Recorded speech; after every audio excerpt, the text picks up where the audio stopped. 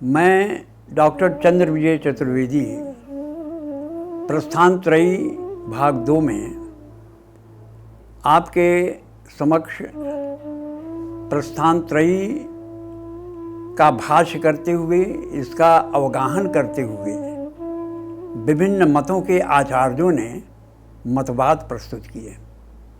मानव और मानवता के संकट के समाधान के रूप में आचार्यों ने प्रस्थान त्रयी का अवगाहन किया, उनका भाष्य प्रस्तुत किया और आध्यात्मिक एकत्व और आचार विचार के दर्शन के रूप में विभिन्न मतवाद के सिद्धांत प्रस्तुत किए।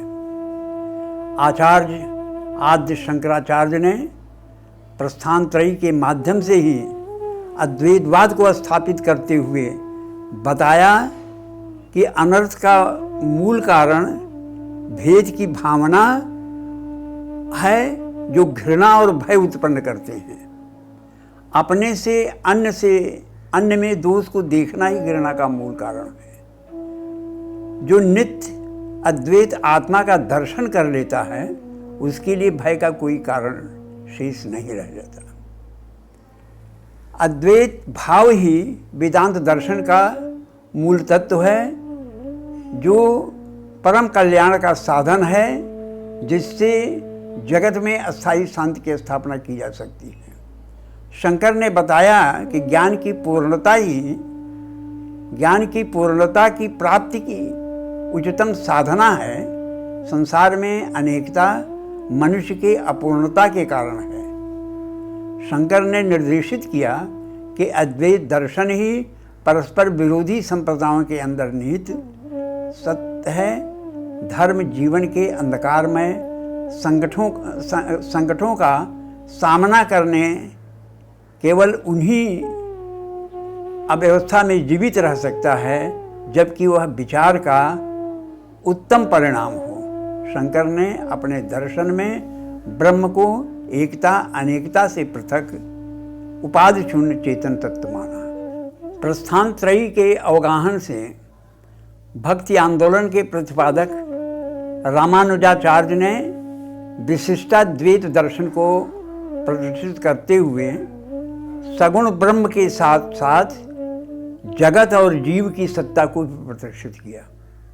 रामानुजाचार्य के दर्शन के अनुसार जगत मिथ्या न होकर सत्य सृष्टि है।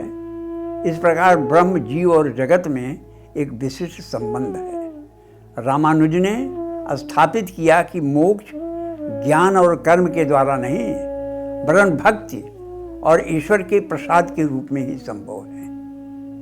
द्वैतवाद के दर्शन स्थापित करने वाले मध्वाचार्य द्वैत और तैत्र की स्थापना करते हुए प्रकृति, जीव तथा परमात्मा के अस्तित्व को मान्य किया। शंकर के अद्वैतवाद का खंडन करते हुए मध्वाचार्य परम ब्रह्म और जीवात्मा के पारमार्थिक भेद को स्वीकार करते हुए ईश्वर की भक्ति को ही आनंद का श्रेष्ठ मार्ग मानते हैं। शुद्धाद्वैतवाद के प्रवर्तक वल्लभाचार्य ने ब्रह्म के साथ माया को ब्रह्म की इच्छा बताया।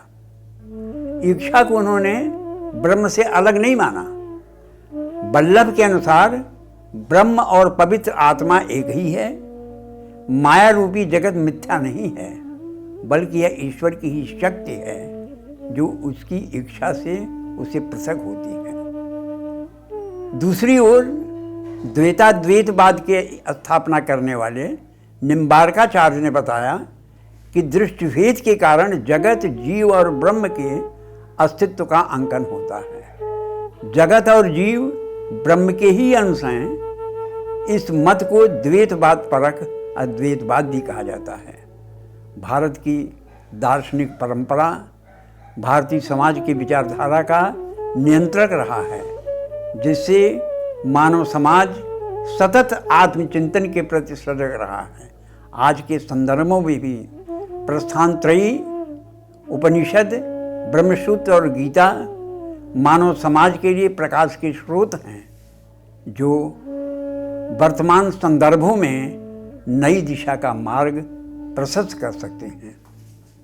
धन्यवाद।